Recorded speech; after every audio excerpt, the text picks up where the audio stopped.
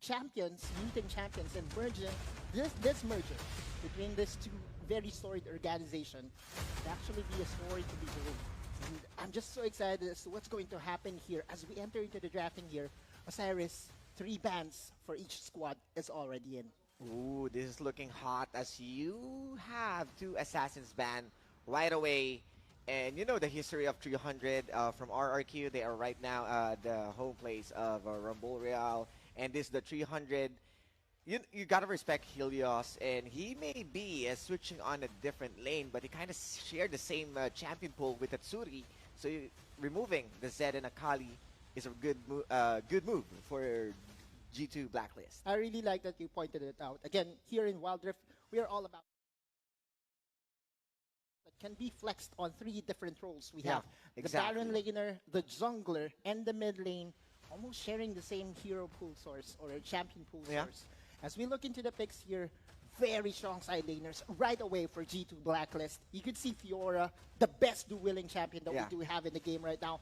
Aatrox, also one of the best champions when it comes to 1v1s. Good openers for G2 Blacklist, but on the other side of the spectrum, the 300, one of the, let's say, somehow always on the meta, but a bit situational. But right now, Camille is spearheading one of the openers for the draft of the 300. You also have a Galio, and wow, right? We do miss how Chazix or this Kha'Zix goes into the play. Still gives me goosebumps as to how this roster of 300 just elevated themselves from one of the mid-level teams to being the best team in the Philippines. So this is going to be a tough task for G2 Blacklist. But in case, just in case, the G2 Blacklist wins this game, is it really an upset? We remember these players. You have Orthros, you have Demon, you have Carl. 3 out of the 5 players that were able to win the very first ever championship here in the Philippines. And of course the former organization Amihan really speaks a lot when it influenced or let's say stepped up the bars or the standards of the Philippine competitive Wild Rift scene. And then there's RRQ, who entirely played really well. And right now at the 300, you have Ash, which is good engage. But what's good about this is G2 Blacklist was able to snag this Leona that has the new, might be going for the good itemization of Dawn Shroud. That's true. And this is the elevated playstyle of Orthros that we are talking about. A couple of years ago down the line, we knew Orthros as the best enchanting support that we have here. A support player? Wait a minute. Did I see that right? That's Nasus, who let the dogs out. Osiris, we are in for a treat here for G2 Blacklist. Is it going to be a Nasus mid lane? Because you could see the Ziggs, and I see a rationale of putting Ziggs in the Dragon lane and just basically throwing off whatever 300 is in store for everyone here. I'm not sure if it is a possible Nasus mid lane, but there's so many mix-ups that's happening right now. We are also expecting a possible changes on to the first picks of the 300. I mean, you have a Flex Camille, you have a flexible Galio. Both of those champions can play onto the mid or Baron lane, can even be a support for the Galio. So when we saw the Ashe, opens also a possibility of an Ashe support. But upon locking this Riven, this is it. You have the ADC Ashe. 300's lineup right now is very straightforward. You have Ashe as one of the initiators. You could also rely on Camille's Hextech Ultimatum to set everything up. And we all know Riven. Riven has always been the champion that is synonymous with this lineup because 3 of their players can actually play Riven very well. Now, on this G2 Blacklist side, I did say earlier, is this going to be a dog in the mid lane? It does look like it. Yes, and just going to sustain. This might be a stalemate mid as long as Silhouette doesn't die on to Tatsuri. It will be a good chance for them to win. Might be stacking onto the tiers. Might go to the Fimble Winter to be the tanky guy. Game number 1, Osiris.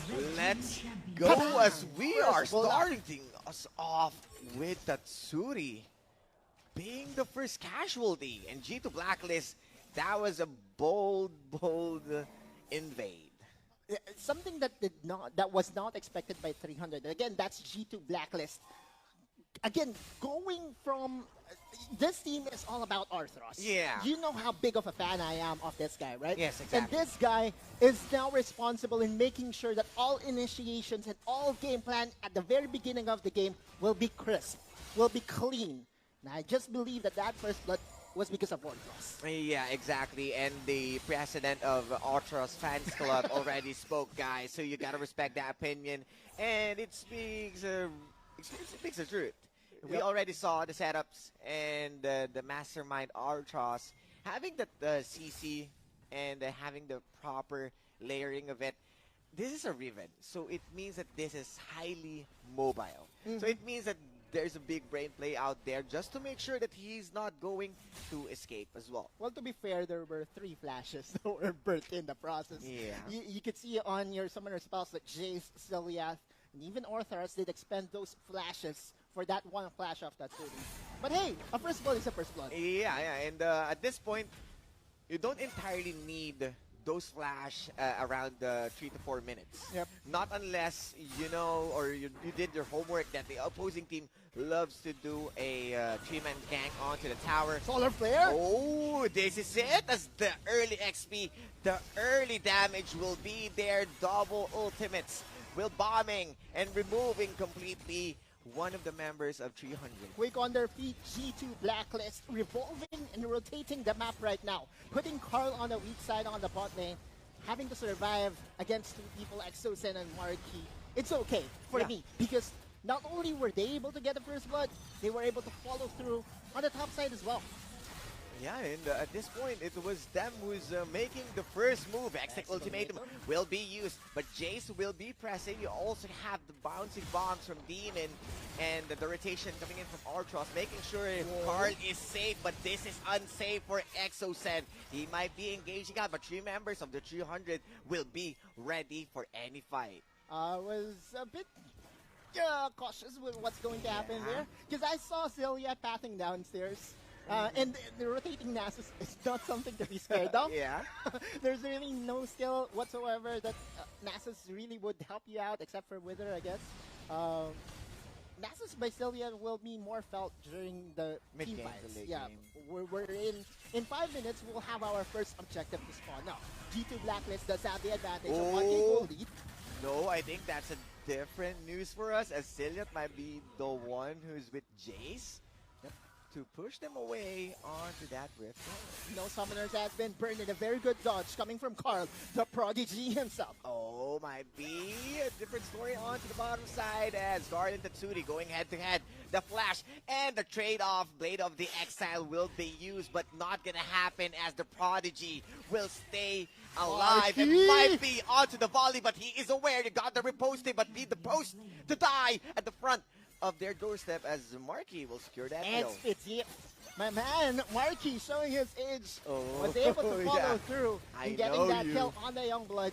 Arthros, Xenoblade's going to be dodged. Ooh. You can see the aggression. He wants to defend this tower.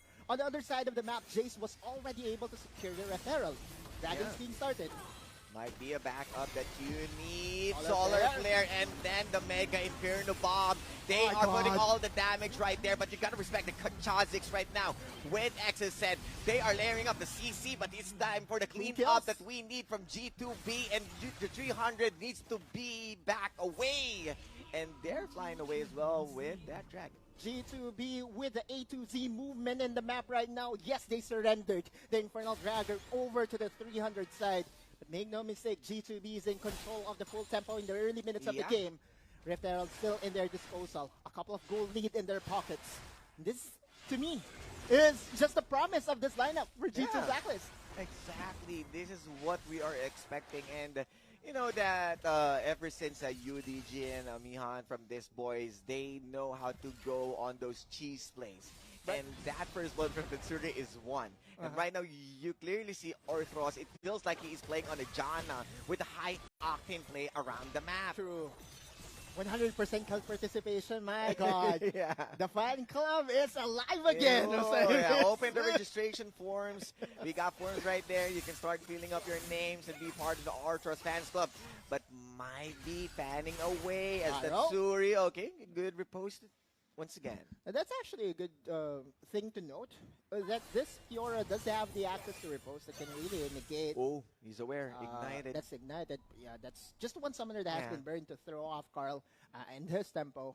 That could have been very good for 300 because Carl didn't have any flash whatsoever. But we're entering in a lull state right now. And again, looking into the win condition and looking at the itemizations of both teams, nothing too fancy. Oh, you have the Zenith Blade. Here comes Jace. Tatsuri, is he going to take this? But a good jump on third of the broken wings. Yep. And that's actually a good thing. Remember that G2B was the one able to secure the referral. But the first tower did still go to 300. I'm not 100% sure if it was sloppy on the side of G2B. But I could say that they were able to maximize the value of the referral by getting the plates on the top and middle towers of 300. You could see that the towers on the mid lane and on the top lane is almost dead. It's almost crushed. I mean, that's the fruit of their labor by investing a lot of their resources on denying Carl onto the early game.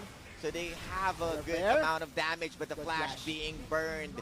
Marky is aware and a good decision, but they had this a chill to siege completely as they're going to secure a turret on their own, and this will open the map further as the mid lane is the one got destroyed. And again, in Wild Rift, we have been talking about the importance of the mid lane tower, first tier tower. In fact, if you're going to ask me, the mid lane tower and the mid lane first tower is actually equivalent to two other towers, just because of its value. It's covering for two sides of the map, allows you to have easier access to build your game plan on whatever objective you are going to plan for. And again, in a couple of minutes, we will have another objective spawning up. You will have Rift Herald, you will also have a dragon. The next dragon that is going to spawn up is going to be the Ocean Dragon, more to sustain. But we'll see. Another plan is going to be being built upon here by 300. You can see that Helios is batting bot side. And we haven't heard from Helios, at least in this game. Oh, not yet. As we have another fight, but in a snap. Right on cue. Yeah. I look for Helios. Helios showed up as Jelly Ace. Game fought by Helios. And that's why they have to be careful, because 300 is really good at controlling these mini objectives. What do I mean by mini objectives? That's the blue buff. That's the red buff. 300 really likes the blue buff and red buff of the opponent. Are they going to concede on this? I think they have to. They don't have a jungler here outside. Yeah, there's no possible way for them to steal this as the isolation damage from Chaz, and then you have the smite. That's it. Easy. I mean, it is a good idea that the G2B wanted to go for another Rift Herald as they are opting for more map control. Yep. But upon losing Jace, yeah, you have no chance going up against a Chaz.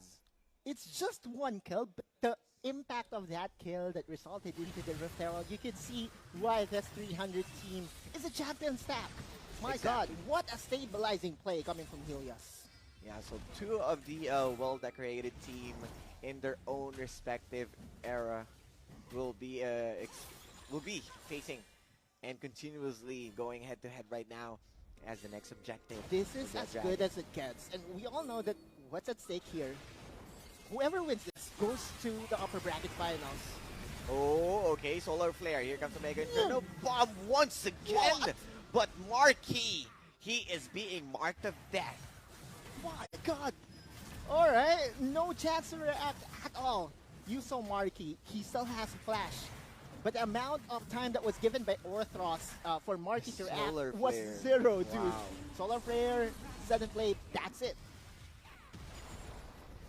Okay, they got the Rift Herald and might be answering, of course, the tower trade onto the mid lane, but Demon isn't going to let that happen as this Ziggs, who got a really strong wave clear, will still be doing his objective.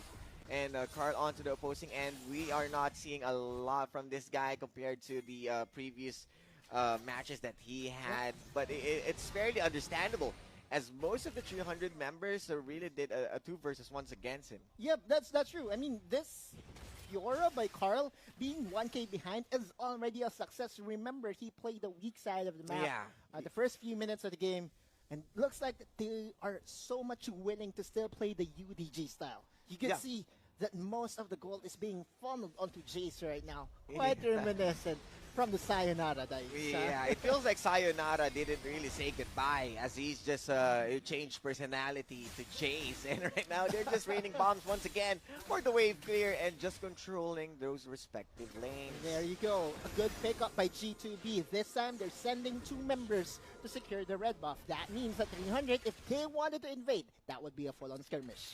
Yes, indeed. So they are aware. They already knew what happened to Jace when someone invaded, so this time they are more being cautious. They got each other 6 right now and making sure that the response is fairly strong on both sides. This game number 1, I know that predictions have been thrown out. Yeah. Many have said that 300 is going to win with a breeze.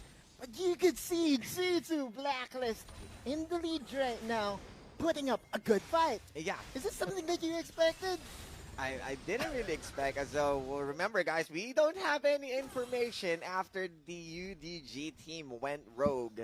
So this is really the first time that we're going to see them. They went missing. They did their own mission. And right now they are being tasked by the Blacklist International alongside with G2 to complete a certain task for today. State of the map, Helios is currently owning Carl on the bot side. Meanwhile, G2B still has the top side of the map. And Carl, again, outside of that 1 kill that he surrendered to Marky, he's doing a fairly good job. Oh, rotations, Spotted. 3 members. They are ready.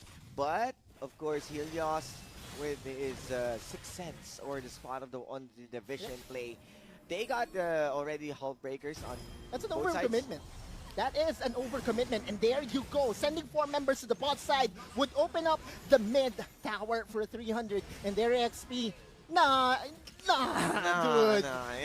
They know how to read that kind of movements, MIB? but you can see again, once again, MIB and the sun goes down as nightfall will be coming in, and they're going to sleep once again, try to rest it off. Doesn't really want to go hard onto the mid lane, but still, unsuccessful tower take for the 300. This is actually something that I would say is pure luck for the side of G2B. They had no business sending 4 people over to Helios and leaving Sylvia to dry in the mid lane. Luckily for G2B, Mega Inferno Bub is really still on a busted level. You can actually just send an MIB from one cell phone to another and it will be okay. So again, when talking about a Ziggs draft, Ziggs' mission is to make sure that the first tower in the mid lane won't be broken apart in 14 minutes. At least that's the benchmark. Yeah. Looking at the time, it's already 14 minutes. Yeah. And with the timer already, we might be feeling a lot onto Celiat's power spike or the itemization. Might be completely being felt as how 300 moving around the map. They're taking it slow right now. We don't see of those aggressive plays. Not unless Chaz pulled the trigger. Arrow? Enchanted Crystal Arrow isn't going to hit. But you can see this Aatrox Jace. He is ready anytime. World Ender will be used, but no follow-up for now. That's a cute way of sending one with a response. Enchanted Crystal Arrow for a Solar Flare. Both cooldowns very low, especially on Wild Rift. But you can see already the damage potential coming from Demon. Already a 301. Yeah. Trying to guess damage numbers here. Well, over 1k damage per minute, I guess. Yeah, huge possibility. And you gotta respect the late game of Ziggs. And there's a huge reason why he is being the priority pick for the recent previous matches, as he's been dishing a lot of damage with the scales, with proper itemization. And right now, we might be seeing another fight onto the mid lane. Everyone might be an Aram game that we used to see. Oh, that's a 3rd dragon. They both want it. Everyone wants mountains. Okay. As they are trying to move into the peak of the mountain, but they are trying to peek as well to gain information onto the grass. No death rush, but this is the setup that they need. They're trying to take it slow. Here comes Jazz, goes for the isolation, and this might be the prediction that they wanted to go, and it's no time for them. You have the damage, you got the damage as well from Chaz with the dragon, and that's onto the backside. They are trying to clear everyone out. Chase against the world, trying to take everyone down. Everyone is low, and they are trying to run away. The chase from Jace, but will not be an ace, as they are the ones who's going to completely run away, but objective secured from G2B. Is it possible for them to go for the Baron here? Look at the HP bars. Almost everyone is so low, and you can see the impact of Helios and Jace for their respective teams. Jace was able to box out 4 people. Meanwhile, Helios wanted to go for the target. Demon, though, with a very timely exhaust, was able to negate a lot of damage. And there you go, ladies and gents. Yes, I know that the Mountain Dragon went over to the side of 300, but this is so close! Oh, the surprise attack, and this is why you respect the Ashe, but this Tenacity, is... bro. Tenacity. This is Carl. He knows what's next. Man, looking at this game, this is as close as it gets. Yes, I know that there's a 3K goal lead for instead of G2B, but you know how 300 acts this game. Yeah. They're acting as if they're in the lead. Yeah, and at this point of the game, the tempo from G2B isn't changing. They are still the ones looking for the targets. You have the MIB and the arrows. And right now, into the middle of the fray, you got the golden hour, but he is going down. 5 versus 1. He is against the world once again, but the world won him. And here comes the Fury of the Sands, but the Sands will be down there as he is going to die as well. That's biting more than they can chew. Again, G2 Blacklist wanted to return the favor to 300, getting the blue buff, but in return, they were actually assassinated by the 5 members of 300. Yes, they were able to get the tower in the top lane, but at what cost? The purple worm has already been taken apart. And yes, indeed, as they are focusing, but they turn. It's time to turn around and flip the table as Orthros will be left out in the cold. And it seems like 300 will make sure that they get most of the damage from G2B. And still, a good stall to stop the Baron. 3K to 1K, still successful. I would say stall for G2B. You're right on that one. The goal is for them to make sure that the Baron won't go over to 300 side. And yeah, 300 settled for 3 kills plus 1 tower on the top lane. Meanwhile, G2B is able to get 1 tower in return. But just my point. I mean, look at 300. They're playing as if they're in the lead. And now that they are inching closer to the goal lead that was surmounted by G2B, 300 with just 1K, I guess this game will come down to the Elder Dragon fight. Osiris. Yeah. Hold your horses. In 40 seconds, we have Elder Dragon coming up. Elder Dragon or Baron, who knows? As both objectives really matter at this point of the game. It's just a battle of less mistakes, as both of them already got the power spike that they need. MIB used to gain information, and it seems like they understand. Scry and Bloom would check them. Or Scry's Bloom. This is intense. Exec ultimatum by Helios. Okay, on to the backside, but here comes an arrow, a really good arrow to stop the back side. But still, they are still ready on this. The grand challenge, challenging everyone, but here comes Marky. Just making sure that the arrows will dish out onto the other side of the spectrum, and everyone will back away unscathed. And no one really wanted to go in as hard as they expected. But look at the ultimates. Everyone used their ultimates with no casualty. Philippines qualifiers. Oh my God. Oh my I know God. that we do have 2 slots for WRLA, but it feels like we deserve 4. I mean, just putting it out there. I mean, just saying that we are one of the superior region in terms of Wild Rift, so I got respect if you really wanted to see a 4 slot, but an Enchanted Crystal Arrow once again. Right. And I just would like to break down again that fight earlier, just now, the one they expended all their ultimates. You saw Celiat standing strong with Warmog's armor available to him as well. All he has to do is to soak as much damage as he can, go back a bit, find a safe distance, and once he goes back in, that basically it's still a full health dog. Yeah, you already have a beefy frontliner.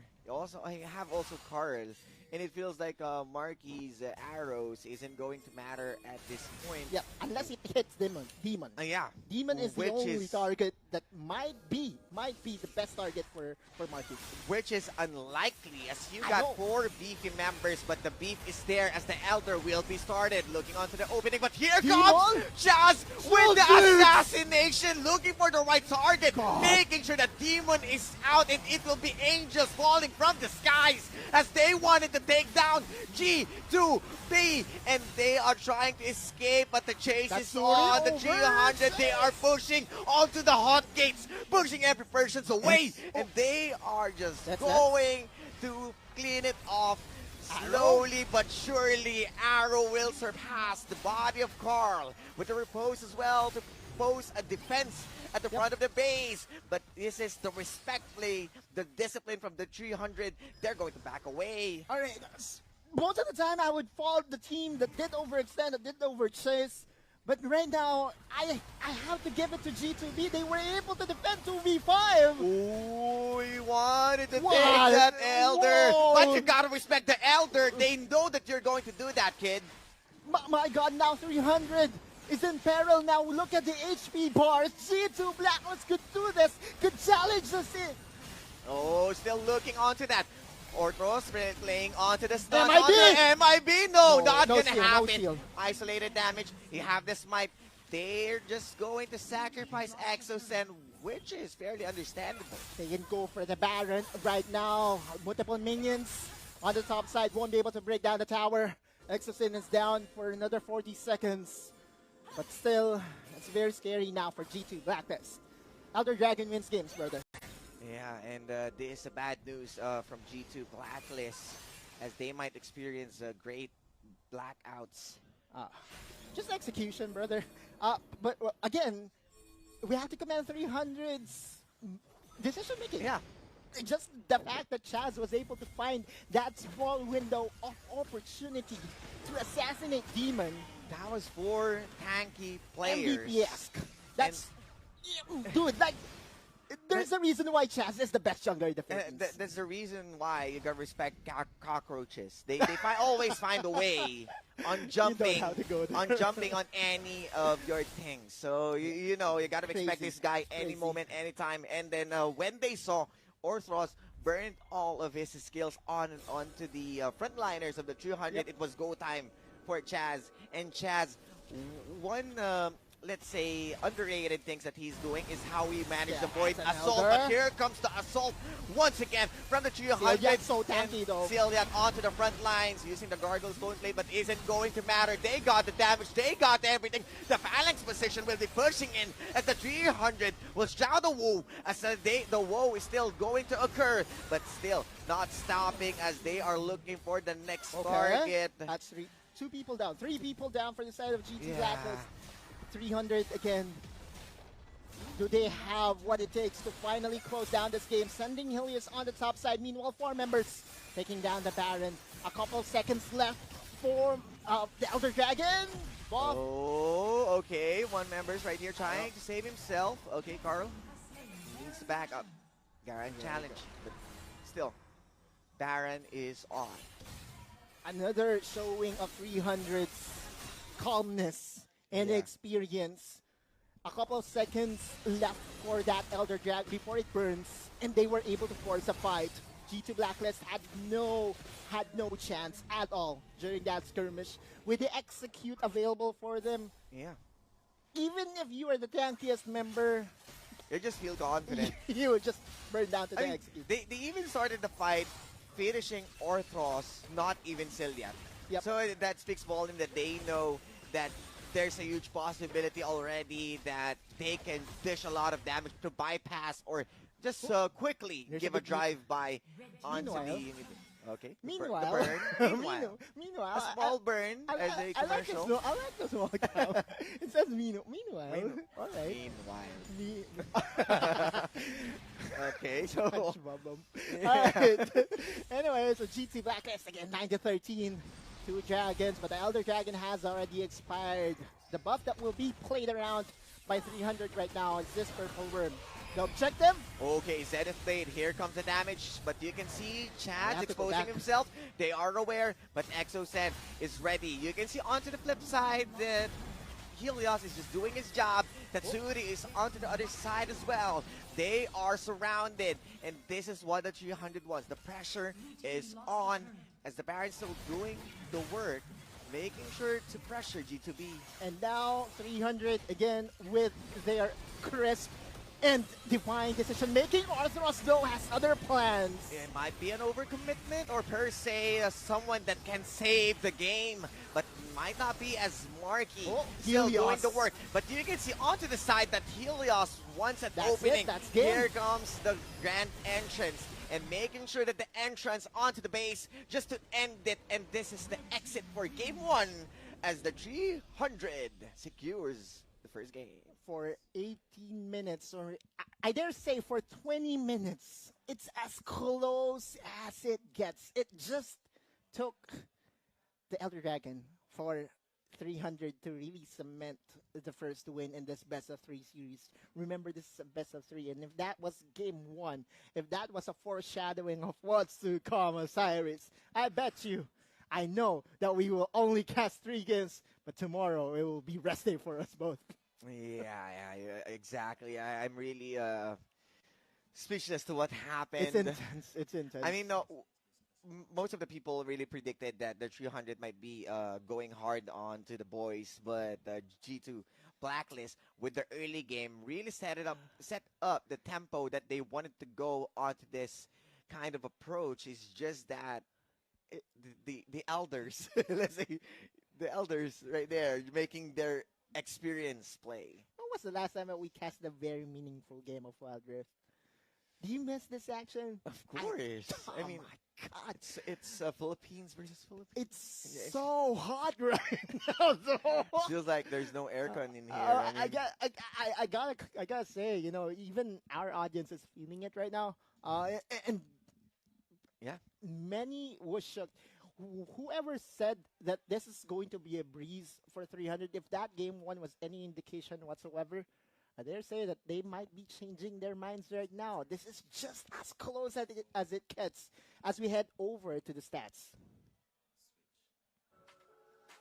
And you can clearly see, we already discussed this in-game, that Demon is indeed, his name is there as one of the highest damage, but the Angels might be winning on this one as it's fairly close to everyone from the 300 did their own respective jobs and making sure to win the game.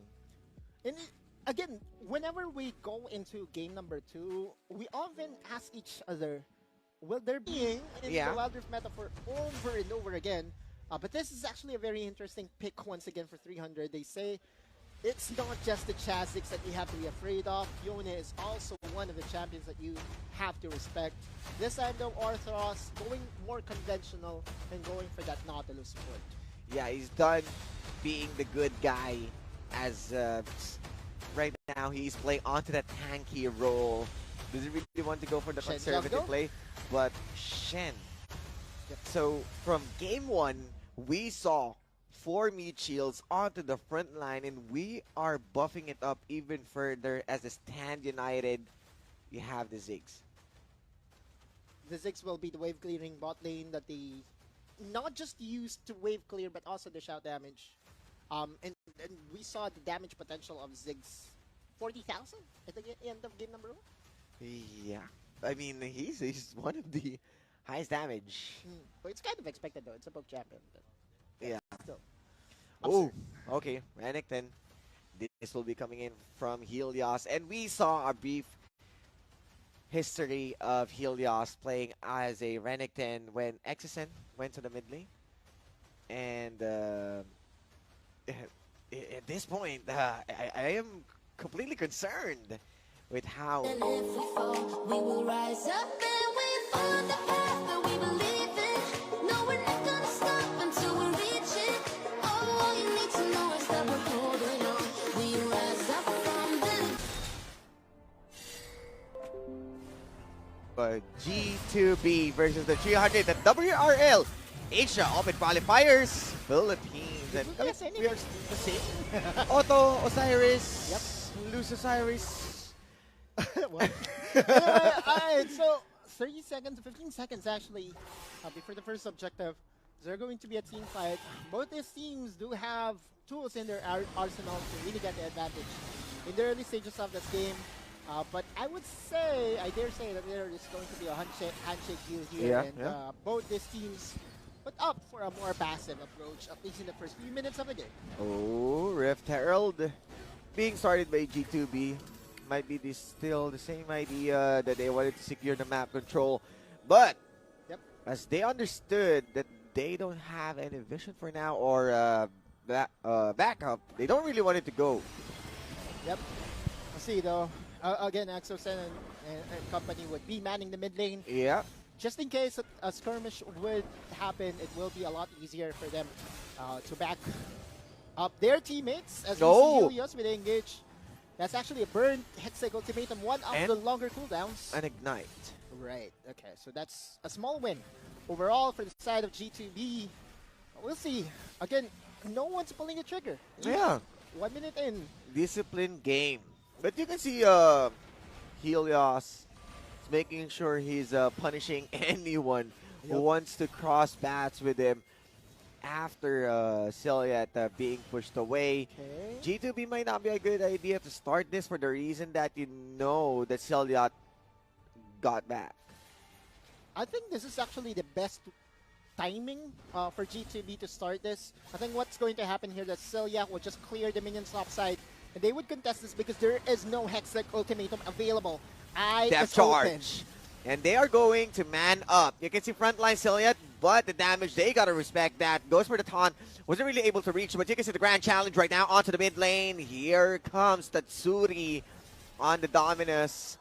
But still no Dominus being dropped down with the effect of just taking it slowly. They don't really want to overcommit on this. But the jungler is on the other side of the map. Oh, this is looking bad, but the Fate Sealed isn't going to hit as he got golden, but the hero's entrance, everyone's jumping, everyone's looking for the right target. Here comes Tatsuri onto the side, but again, Chaz secures another objective. Whoa. You have the exhaust, but he jumps in, went in hard, but you are being punished once again as two man down for the 300. 300 was able to secure the Red Herald though, and at one point I panicked for the side of G2B. I forgot that they have Stand United, and they just went on to cast that skill from Jace, turning the 4v5 into a 5v5, and overall a net positive for the side of G2B because aside from getting the Mountain Dragon, they were able to get some kills as well.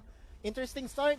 2 kills was rewarded onto Celiac. We saw earlier on game number 1, G2B's Aatrox was actually the key focal point during the first few minutes. It looks like the G2B is comfortable and confident in doing the same thing here. Yes, and we might see another kill from Chaz if he still isn't going to hit. But as a part as what we saw from game 1, that G2B set the tempo onto the early game. This time, early game is head-to-head. They are playing onto the same levels as what Otolos mentioned, that they are getting comfortable with the pressure of the 300 is giving at them. Yep, and right now, again, looking at the itemization, Jace and Carl both going for Divine Thunders, which actually does make sense because if you look at the lineup of 300 here, 4 mini champions, which means that you would have a lot of HP that you can actually chew upon with this item. Blade of the Ruined King also does make sense. One thing to note, Carl has not built boots yet. Also Demon. So I guess is the difference in playstyle between these two teams in where 300 is confident in going for those upgraded boots. That's 1,000 gold in investment. Meanwhile, G2B wants combat stats, wants to make sure that they would have the skirmish advantage. Yeah, and what we mentioned, skirmishes, as they are looking for those mini fights that they can win and might be get an edge from 4 versus 5. So they still know what to do at this point of the game. Wave clears. They are just making sure that Carl will be safe after the pressure of the tower being low is catching up them. Looking at the lineup right now, the question for 300 is How effective will this Yone be? That's a miss from Jace. That's okay. No casualty with that skirmish alone. And look at this. Wow. The Stand United making things work for the side of G2B, although those are some ultimates that has been burned. A flash in from Orthros did not connect. Well, yeah, I strongly agree on you on that one, that they didn't really have a good conversion out of using this Stand United, and it has a very long cooldown. So this is a good opening from the 300. Yes, they forced a flash, but entirely didn't have a good conversion of that attempt. And then at this point, Carl might be going confident as he can still go head-to-head against Helios.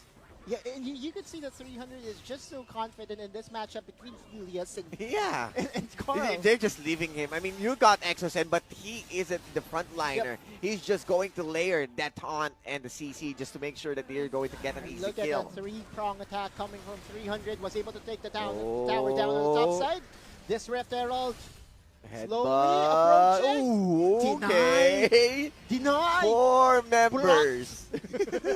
Denied.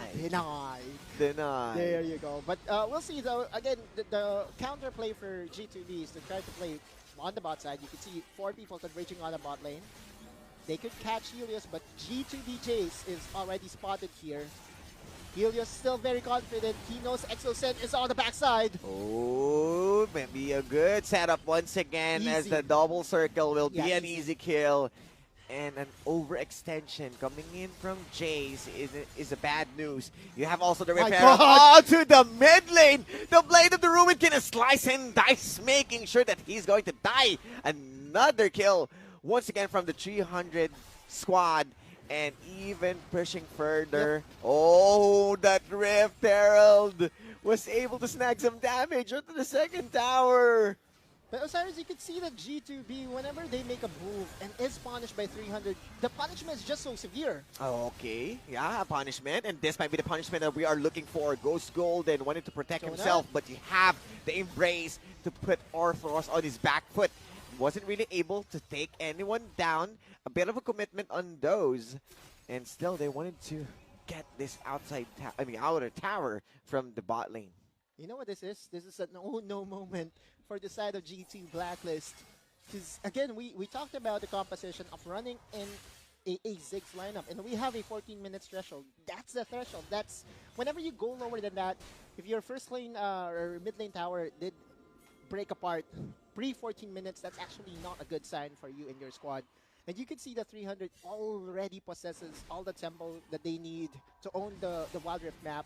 G2B is opting for a trade, would go for the tower top side, but in return, 300 would be getting another GGC objective. That's it for the Dragon. Yes, and not just the Dragon. This might be a different objective that they are eyeing also. Fate Sealed, force the flash, but still, they are going in. A few damage that pushed away Chaz. Still, a mission accomplished for these guys. No tower was broken apart. Again, that's the powers of Stand United, but still, again, another objective being won here by 300. And all of a sudden, the 3K goal lead that was in favor of G2B during game number 1 is on the side of 300. What's good about this is they are consistently burning Stand United, not on every clash. They are making sure that small skirmishes will pull the trigger to burn Jace's ultimate and doesn't really have a good result at that point. So they are reading greatly onto the cooldowns as well as the possible plays to misuse a Stand United. Just experience by 300, forcing G2B's tools to be used and expended prior to big team fights. But is it over for G2B? I don't think so. As long as you have Ziggs, then you can wave clear to a point that you will reach the late game. Remember, in game number 1, we ended the game post 25 minutes. I expect nothing less here in this game number 2. Yeah, the discipline is still theirs. It's just that whenever that they have a team fight, you know that the experience of the war veterans of the 300, you gotta respect those guys. Expendables. They are Spartans for a reason. Spartan. Arnold Schwarzenegger. A daddy veteran, Exocen, And Yeah, I mean, Spartans are born to be at wars, right? So they are raised to know or to fear none. And at this point, it feels like the 300 is doing that. Mm-hmm. And just to add to that, again, 300's playstyle right now is to not just, set or split the map, but also to be as cohesive when it comes to making plays.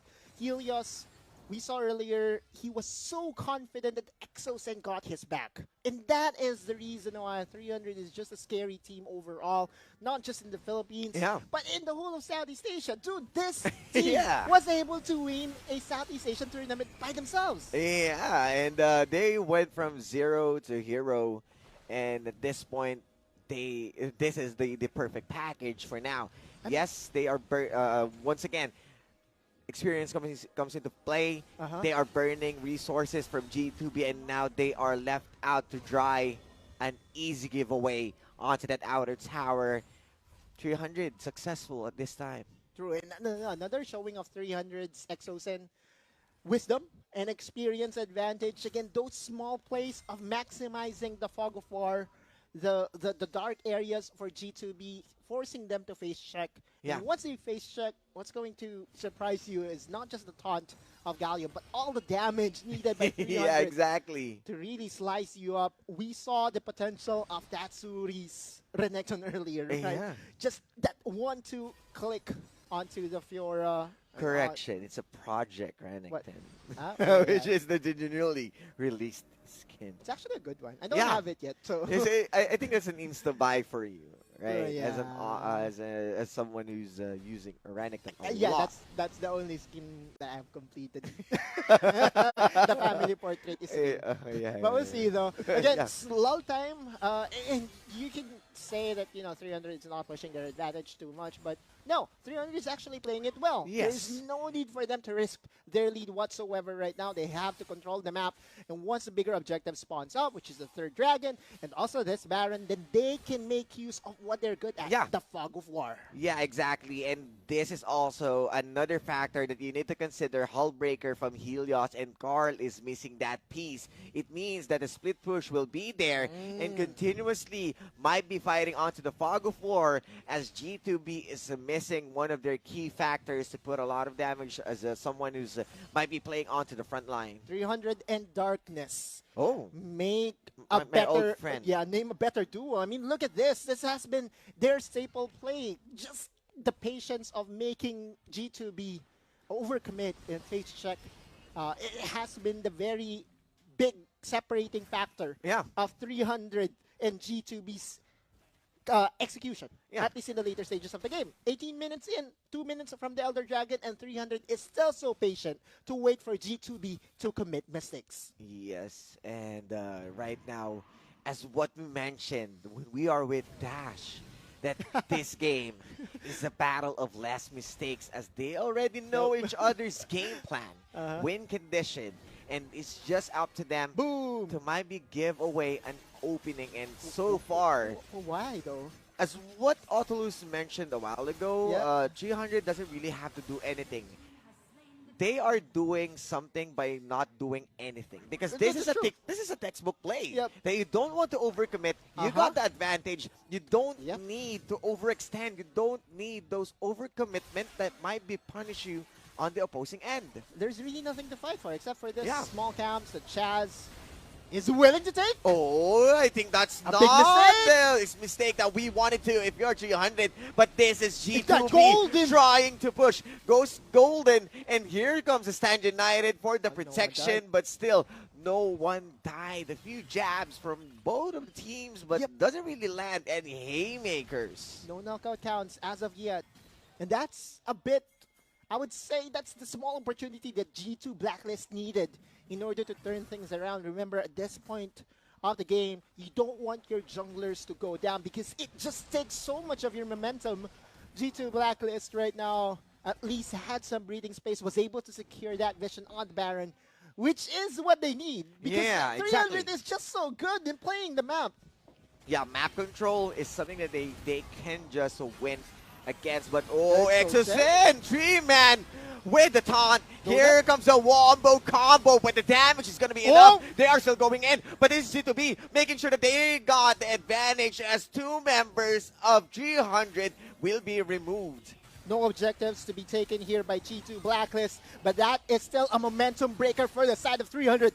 2 people down. You still have the Ziggs. You still have all tools in your disposal. How will G2B use this? Oh, they are split. This is a bad news, but a good news for the G2B. Demon and this will be another Stand dead United. demon, but Stand United will be in their hands. Oh my This is an God! Elder, but Helios God will be on the other side, jumping to assassinate anyone on his That's path. it. And this will be a choke point. Not a good sign. Goes for the embrace. More damage coming in, but here comes the grand challenge. And who will be the next challenger? As they are heading in, they are diving. They're completely Helios decimating anyone along the way. And here comes the TP. There's still another extended fight. Goes for the hook. Goes for the TP? dredge line. Might be another flat line. Call the emergency line as we need backup. Here Chaz? comes Chaz with the fate sealed. This might be the game ender that they need. Elder Drake is waiting. This is a much anticipated They're so fight. tanky, though. Tankiness, damage is there. Everyone might be going down. 3 members make that 4 as G2B might be eliminated at this game.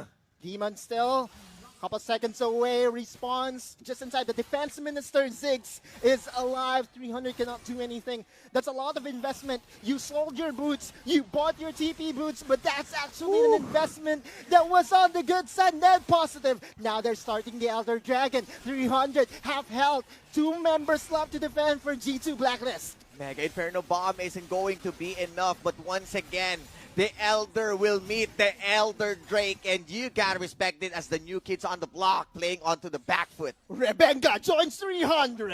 Elder Dragon has been secured, but there you go. No. Again, the bigger, or the separation factor, separating factor. We saw this time and time again. 300's decision-making at the late game is just so good. G2 Blacklist has to, again, crawl back the advantage that 300 was able to get by taking that Elder Dragon. How will they be able to burn it if G2B is just so, not really impatient, but 300 is forcing them to be patient. I mean, look at this. Yeah, and at this point, what's next for G2B? Is it going to be G2C's who's going to be the next target? Because Baron is being started up, and Exosen once again. This guy's never missed. Another taunt, a punch into the face. Haymakers landing. Here comes a hero's entrance, and this will be G2B's exit as they're going back to the Pulper Worm. That's the thing, right? Even if you're the tankiest champion in the league right now, the execution threshold that is being gifted by the Elder Dragon is just too much. Still, yeah, though, that's going in. The flash into the Fate Seal, but isn't going to seal the deal. And they are still waiting. Okay. On the side, Slow this down. a dance, a tango, waiting for an opening once again. But Helios, God, you got the Guardian Angel. He is safe, but Exosen might be the next target. Goes golden. He's going to stall a bit of a time, but you got Helios onto the damage. He's going in. He's going hard. And he's dancing onto the hook shot, but onto the side. The execution of the Elder Drake. They're still there, looking for Tatsuri's slice and dice, but this will be an exit for G2B. Oh my God, G2 Blacklist was able to minimize whatever 300's advantage was during that team fight. Look at the goal lead. It just doesn't make sense. At 9K deficit, you shouldn't be winning anything. Action is 24 hours as we are onto the 7-11 standing. I see what you did there. Okay. Now, all right. What's scary about this is the Spartans, you need to kill them twice. They are securing themselves with Guardian Angel, and they're going up against Demon. At least one thing positive that you can take from that is that G2B was able to burn Helios Guardian Angel. Yeah, exactly. That's one thing. That's one big cooldown. But there is also other Guardian Angels that you have to attend to. Yeah. At this point, we're nearing the time in where all advantages when it comes to net worth is just basically scratched away. Yeah. We're nearing the full item time threshold. And look at this, another 25-minute game. My God, Philippines Wild Rift is the best. Major region, by the way. I mean, superior region, by the way. I'm sorry. Huge shout out to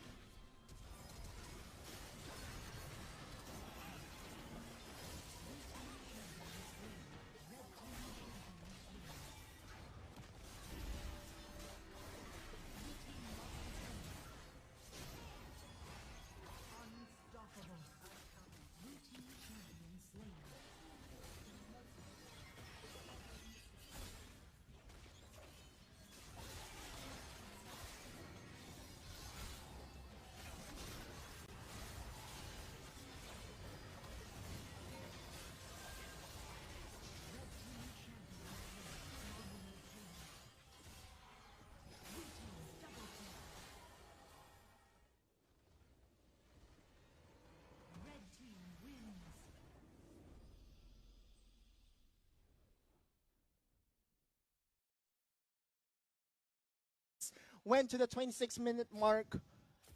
It just goes to show that both these teams, if G2 Blacklist was able to at least get one more play, just one more play separates them from a win. Whew. My God. As close as it gets. I know this is a G2 event, but you can see the potential, you can see the promise of this lineup that was created by G2 Blacklist. On the other side, 300, with their experience, with their patience, with their shot calling, and also their killer's instinct. Jazz, Helios, now Tatsuri joining the fray. My God, what a team, though. I mean, I strongly agree on you that how polished already the 300 is. But they are the standard of the Philippine competitive scene, right? So it means that the G2 Blacklist has still got that kind of improvement that they need to work on. It means that they have this huge possibility of being the next 300 if being trained pretty well under, of course, our very new org and G2 and of course Mura and XDXP. This is not yet over for G2 Blacklist. They will have to crawl lower bracket. Very long hole though. Not really a long hole, but instead of just winning one morgue series to qualify themselves onto the WRL, they will have, if I'm not mistaken, they will have to win three. Three. So as we look into the stats, let's try to break down what's going of having that Shen, and that Shen did actually help them during the mid game to a point that they were able to extend, the game to a point wherein items don't matter anymore. It just boiled down to execution. We saw how Helios and Tatsuri was able to find those angles time and time again. I mean, I do understand the Shen idea, but as a jungler and in the hands of Jace, he's just being a utility jungler. It feels like it's a bit different to what we saw from Game 1 as the Aatrox is putting a lot of damage, and Stand United is being bait out by 4 members with enough damage by just poking or just trying to go soul unbound, fate sealed, exit, and then you have the Stand United being on cooldown. Yeah, that's true. And to me, you could say